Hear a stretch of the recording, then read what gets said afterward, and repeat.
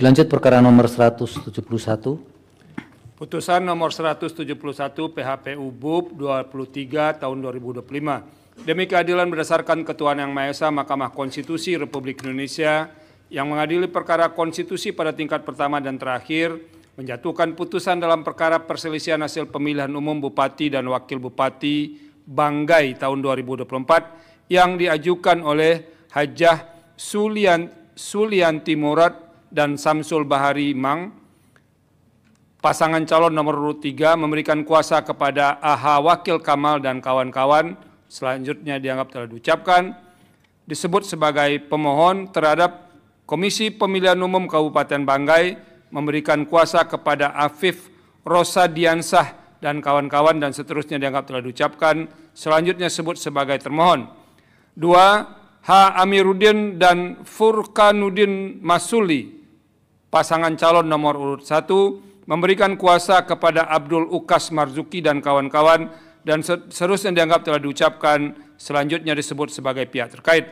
Membaca permohonan pemohon dan seterusnya dianggap telah diucapkan, duduk perkara dan seterusnya dianggap telah diucapkan. Pertimbangan hukum, kewenangan mahkamah, tenggang waktu dan kewenangan dan seterusnya dianggap telah diucapkan. Dalam pokok permohonan, pemohon mendalilkan adanya pemilihan terverifikasi dan tervalidasi di 47 TPS pada 7 kecamatan di Kabupaten Banggai. Adapun secara rinci dalil pemohon dapat digambarkan sebagai berikut dan seterusnya dianggap telah diucapkan. Setelah mahkamah mempelajari bukti-bukti dan fakta yang ada di persidangan, dalil-dalil pemohon berkenaan dengan 47 TPS dimaksud adalah tidak beralasan menurut hukum. Menimbang bahwa selanjutnya pemohon mendalilkan pasangan calon nomor urut 1 atau pihak terkait dan juga sebagai petahana membuat kebijakan yang menguntungkan dan merugikan pemohon melalui realisasi anggaran pelimpahan sebagian kewenangan kepada camat yang seharusnya dilaksanakan pada tahun 2025 menjadi tahun 2024 dan seterusnya dianggap telah diucapkan. Pada Kecamatan Toili dan Kecamatan Simpang Raya, pemohon mendalilkan dan seterusnya dianggap telah diucapkan. Pemohon mendalilkan Camat Moilong mengundang kepala desa dan seterusnya dianggap telah diucapkan. Sedangkan di Kecamatan Nuhon diselenggarakan kegiatan berupa kepelatihan BIMTEK dan seterusnya dianggap telah diucapkan. Selanjutnya Camat Pagimana mengundang Lurah Pagimana dan Lurah Basabongan dan lain-lain dan selanjutnya dianggap telah diucapkan. Terakhir di Kecamatan Kintom terdapat kegiatan launching inovasi Kecamatan Kintom air tanah favorit masyarakat pertanian dan perkebunan atau ATMVF2P dan seterusnya dianggap telah diucapkan. Untuk membuktikan dalilnya, pemohon mengajukan bukti surat atau tulisan dan seterusnya dianggap telah diucapkan. Berkenaan dengan dalil-dalil akuo, termohon menyampaikan jawaban yang pada pokoknya dianggap telah diucapkan, pihak terkait menyampaikan jawaban yang pada pokoknya telah diucapkan, Bawaslu menyampaikan keterangan yang pada pokoknya telah dianggap diucapkan. Setelah mahkamah mencermati Perda Kabupaten Banggai nomor 2 tahun 2024, mahkamah menemukan fakta bahwa memang terdapat perubahan dalam berbagai jenis anggaran belanja, namun tidak terdapat ketentuan yang secara eksplisit menunjukkan adanya alokasi dana 5 miliar per kecamatan sebagaimana didalilkan oleh pemohon. Oleh karena itu, mahkamah tidak dapat berasumsi apalagi menyimpulkan bahwa dana dimaksud benar-benar dialokasikan sebagaimana dalil permohonan dengan hanya berdasarkan pada bukti pemberitaan media massa dan seterusnya dianggap telah diucapkan. Bahwa selanjutnya dalam pasal 30 Peraturan Bupati Kabupaten Banggai nomor 49 tahun 2003 diatur sebagai berikut dan dianggap telah diucapkan. Setelah mahkamah mencermati pasal 30 Peraturan Bupati Banggai tersebut, berdasarkan penalaran yang wajar, pelaksanaan pelimpahan wewenang seharusnya dilakukan pada tahun 2025. Namun hal yang perlu menjadi perhatian mahkamah dalam perkara ini adalah apakah pelaksanaan pelimpahan kewenangan demikian dilakukan dalam rangka kepentingan administrasi pemerintahan dan pelayanan publik atau justru dipergunakan untuk kepentingan elektoral tertentu. Bahwa selanjutnya setelah mencermati bukti-bukti pihak terkait, bukti-bukti para pihak berkenaan dengan pelanggaran yang terjadi di 6 kecamatan, mahkamah berpendapat sebagai berikut. Bahwa terkait dengan dalil pemohon mengenai pelanggaran pemilu di Kecamatan Toili dan Kecamatan Simpang Raya, mahkamah menemukan fakta fakta hukum adanya pembagian alat-alat tanam jagung manual. Pembagian alat-alat demikian yang dilaksanakan berdekatan dengan bahkan berhimpitan dengan tahapan-tahapan pelaksanaan pemilihan Bupati dan Wakil Bupati Banggai tahun 2024. Berpotensi untuk dipergunakan atau dimanfaatkan demi keuntungan Bupati dan Wakil Bupati petahana. Indikasi pemanfaatan anggaran demikian antara lain terlihat dari pelimpahan sebagian kewenangan dari Bupati kepada camat yang meskipun dibuat atau disusun pada tahun 2023, namun pelaksanaannya ditentukan untuk tahun 2025. Sementara tahun-tahun sebelumnya, sekalipun telah diatur berbagai hal pelimpahan kewenangan dimaksud, namun pengalokasian anggarannya tidak sebesar yang digunakan pada tahun 2024. Padahal merujuk ketentuan pasal 30 Peraturan Bupati Banggai tahun 2023, realisasi penggunaan anggaran dimaksud baru akan dilakukan pada tahun 2025.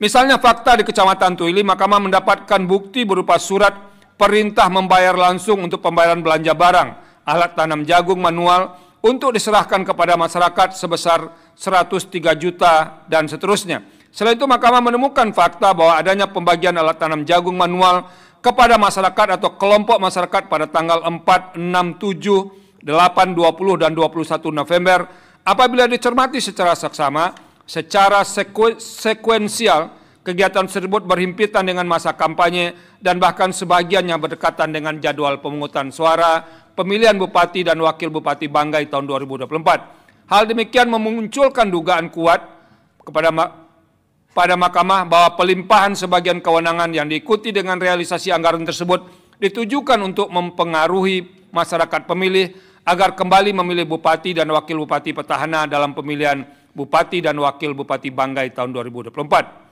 Kecenderungan pemanfaatan pelimpahan kewenangan dimaksud dapat ditelusuri dari sejumlah kegiatan di kecamatan sebagaimana Mahkamah temukan seperti di Kecamatan Moilong berupa surat undangan kepada Kepala Desa sekecamatan Moilong dan para kelompok penerima perihal penyaluran bantuan pada tanggal 21 November 2024. Dalam hal ini kegiatan tersebut berupa pembagian alat mesin pemotong rumput gendong, sensor mini, power sprayer, hand sprayer, cultivator, dan emposan tikus yang disertai dengan daftar data kelompok penerima bantuan dimaksud. Kegiatan demikian adalah pelaksanaan program pemerintah daerah Kabupaten Banggai pelimpahan sebagian kewenangan Bupati kepada camat yang dilaksanakan berdekatan dengan jadwal pemungutan suara. Berkenaan dengan kegiatan tersebut, Bawaslu Kabupaten Banggai mengeluarkan surat nomor 041 dan seterusnya bertanggal 21 November 2024 yang ditujukan kepada Camat Moilong untuk menunda penyaluran bantuan sosial tersebut hingga setelah hari pemungutan suara sehubungan dengan adanya surat edaran Menteri Dalam Negeri nomor 8.000 dan seterusnya tentang penundaan penyaluran bantuan sosial. Terhadap surat Bawaslu Kabupaten Banggai tersebut, Camat Moilong menyampaikan surat pemberitahuan bertanggal 21 November 2024 kepada Kepala Desa se-Kecamatan Moilong bahwa acara yang dimaksud ditunda pelaksanaannya. Meskipun acara pembagian sosial Kecamatan Moilong tersebut telah dibatalkan, bagi Mahkamah pembatalan tersebut mengonfirmasi bahwa kegiatan demikian berpotensi sebagai upaya untuk memengaruhi preferensi pemilih terhadap pasangan calon tertentu. Dengan demikian, meskipun secara formal acara tersebut tidak terlaksana, secara material sudah terdapat indikasi bantuan sosial di Kecamatan Moilong yang merupakan bagian dari realisasi dari program pelimpahan sebagian kewenangan Bupati kepada camat digunakan sebagai alat politik menjelang pemilihan Bupati dan Wakil Bupati Banggai tahun 2024. Bahwa dalam kaitannya dengan hal tersebut, pemohon juga mendalilkan terdapat ASN yaitu Camat Toili, Camat Simpang, dan Kabak Tapem Pemerintahan Kabupaten Banggai melakukan pelanggaran netralitas sebagai ASN karena mendukung pasangan calon nomor urut 1 yang juga merupakan Bupati dan Wakil Bupati petahana. Berkaitan dengan dalil demikian, Mahkamah mencermati alat bukti yang diajukan para pihak berupa surat kepolisian negara RI Resor Banggai, nomor B 1525 dan seterusnya, Satreskrim dan dokumen Bawaslu. Bahwa dari dokumen berupa surat Polres Banggai dan dokumen terkait hasil pemeriksaan oleh Bawaslu Kabupaten Banggai, Mahkamah menemukan fakta hukum bahwa pelanggaran ASN yang dilakukan Camat Toili dan Camat Simpang Raya berupa dukungan dan kesediaan untuk ikut serta atau setidaknya menghadiri kegiatan kampanye pasangan calon nomor urut 1. Terhadap dugaan pelanggaran dimaksud, Bawaslu Kabupaten Banggai telah melakukan pemeriksaan dan meneruskan dugaan pelanggaran tersebut kepada Kepolisian Resor Banggai. Kemudian Kepolisian Resor Banggai menetapkan 3 orang, yaitu Haryanto K. Galip selaku Camat Simpang Raya, Andi Rustam DJ Petasiri selaku Camat Toili, dan Heriadi Bola selaku Kepala Tata Pemerintahan Kabupaten Banggai sebagai tersangka dengan sangkaan pelanggaran netralitas ASN di wilayah pemerintahan Kabupaten Banggai. Bahwa penetapan tersangka oleh Kepolisian Resor Banggai demikian bagi Mahkamah menunjukkan bahwa secara hukum kepolisian telah menemukan bukti permulaan yang cukup mengenai pelanggaran yang dilakukan oleh Andi Rustam DJ Patasiri selaku Camat Toili, Haryanto K. Galip selaku Camat Simpang Raya, dan Haryadi Bola selaku Kepala Bagian Tata Pemerintahan Kabupaten Banggai. Namun demikian, dalam proses pemeriksaan ketiga orang tersebut sebagai tersangka oleh Kepolisian Resor Banggai, ternyata ketiga orang tersebut tidak pernah memenuhi pemanggilan pemeriksaan yang dikirimkan atau disampaikan kepolisian hingga berakhir batas waktu pemeriksaan pelanggaran pemilu. Ketidakhadiran para tersangka demikian mengakibatkan pemeriksaan harus dihentikan dan berkas perkara tidak dapat dilimpahkan kepada Kejaksaan Negeri Banggai karena daluarsa. Bahwa menurut pemohon, ketidakhadiran ketiga tersangka untuk memenuhi pemanggilan pemeriksaan oleh Kepolisian Resor Banggai justru mengakibatkan tuduhan atau dugaan pelanggaran mereka akan netralitas NS tidak dapat diklarifikasi dan atau dibersihkan. Hal demikian karena dugaan pelanggaran netralitas tersebut berhenti bukan karena kepolisian menyatakan tidak ada bukti pelanggaran, melainkan disebabkan daluarsa pemeriksaan atau pelimpahan berkas kepada kejaksaan. Daluarsa pemeriksaan menurut pencermatan Mahkamah pada dokumen Bawaslu dan surat kejaksaan disebabkan karena Kepolisian Resor Banggai tidak dapat melengkapi berkas perkara pidana atas nama Andi Rustam DJ Patasiri dan kawan-kawan dalam jangka waktu yang ditetapkan dan seterusnya dianggap telah diucapkan.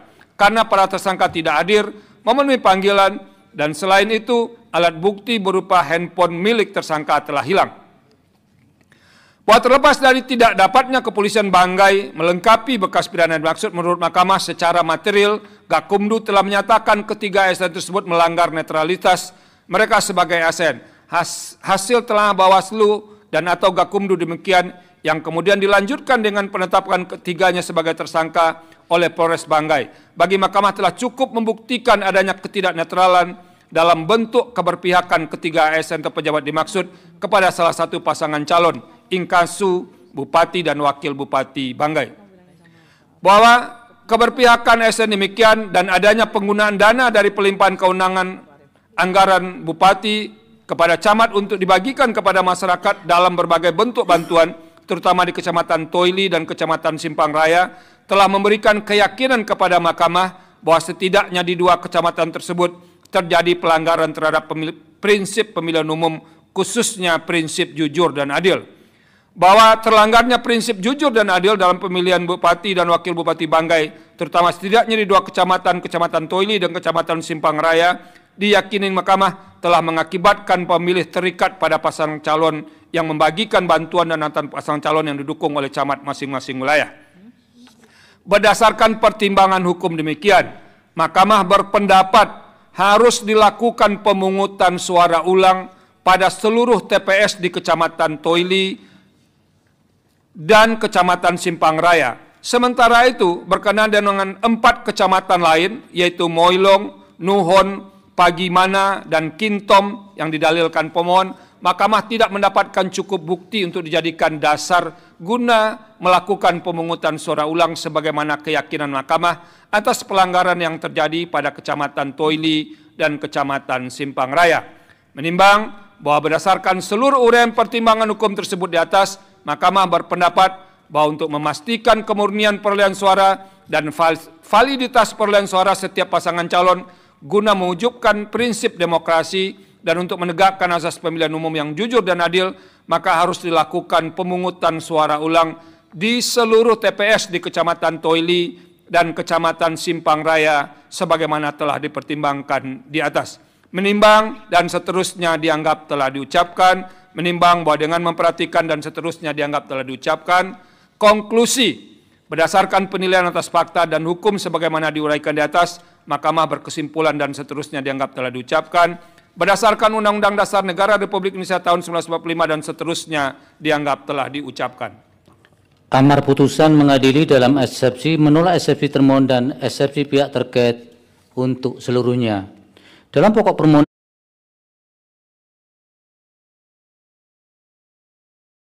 amar putusan mengadili dalam eksepsi, menolak eksepsi termohon dan eksepsi pihak terkait untuk seluruhnya. Dalam pokok permohonan, 1 mengabulkan permohonan pemohon untuk sebagian, 2 menyatakan batal keputusan Komisi Pemilihan Umum Kabupaten Banggai nomor 722 tahun 2024 tentang penetapan hasil pemilihan Bupati dan Wakil Bupati Kabupaten Banggai tahun 2024 bertanggal 5 Desember 2024 sepanjang berkenaan dengan hasil perolehan suara calon Bupati dan Wakil Bupati Banggai tahun 2024 pada seluruh TPS di Kecamatan Toili dan Kecamatan Simpang Raya. 3. Memerintahkan kepada termohon untuk melakukan pemungutan suara ulang dengan menyertakan pemilih yang tercatat dalam daftar pemilih tetap, daftar pemilih pindahan, dan daftar pemilih tambahan yang digunakan dalam pemungutan suara tanggal 27 November 2024 untuk pemilihan Bupati dan Wakil Bupati Banggai tahun 2024 pada seluruh TPS di Kecamatan Toili dan Kecamatan Simpang Raya. 4. Memerintahkan termohon untuk menggabungkan hasil pemungutan suara ulang sebagaimana amar pada angka 3 di atas dengan perolehan suara yang tidak dibatalkan oleh Mahkamah yang kemudian diumumkan sebagai mana ditentukan peraturan perundang-undangan tanpa melaporkan kepada Mahkamah. 5. Memerintahkan pemungutan suara ulang dimaksud dilakukan paling lama 45 hari sejak putusan aku diucapkan. 6. Memerintahkan kepada Komisi Pemilihan Umum Republik Indonesia untuk melakukan supervisi dan koordinasi dengan Komisi Pemilihan Umum Provinsi Sulawesi Tengah dan Komisi Pemilihan Umum Kabupaten Banggai beserta jajarannya dalam rangka pelaksanaan amar putusan aku. 7. Memerintahkan kepada Badan Pengawas Pemilihan Umum Republik Indonesia untuk melakukan supervisi dan koordinasi dengan Badan Pengawas Pemilihan Umum Provinsi Sulawesi Tengah dan Badan Pengawas Pemilihan Umum Kabupaten Banggai beserta jajarannya dalam rangka pelaksanaan amar putusan ini. 8. Memerintahkan kepada Kepolisian Negara Republik Indonesia dan Kepolisian Daerah Provinsi Sulawesi Tengah, khususnya Kepolisian Resor Kabupaten Banggai beserta jajarannya untuk melakukan pengamanan proses pemungutan suara ulang Bupati dan Wakil Bupati Banggai sesuai dengan kewenangannya. 9. Menolak permohonan pemohon untuk selain dan selebihnya. Demikian diputus dalam rapat pemusyawaratan hakim oleh 9 hakim konstitusi, yaitu nama-nama hakim dianggap diucapkan pada hari Rabu tanggal 19 bulan Februari tahun 2025 yang diucapkan dalam sidang pleno Mahkamah Konstitusi terbuka untuk umum pada hari Senin tanggal 24 bulan Februari tahun 2025 selesai diucapkan pukul 18:20 waktu Indonesia Barat oleh 9 hakim konstitusi di atas dengan dibantu oleh Akmarina Raksika sebagai panitera pengganti serta dihadiri oleh para pihak. Para pihak pemohon, termohon, pihak terkait dan Bawaslu, majelis akan menskor sidang untuk sholat maghrib dan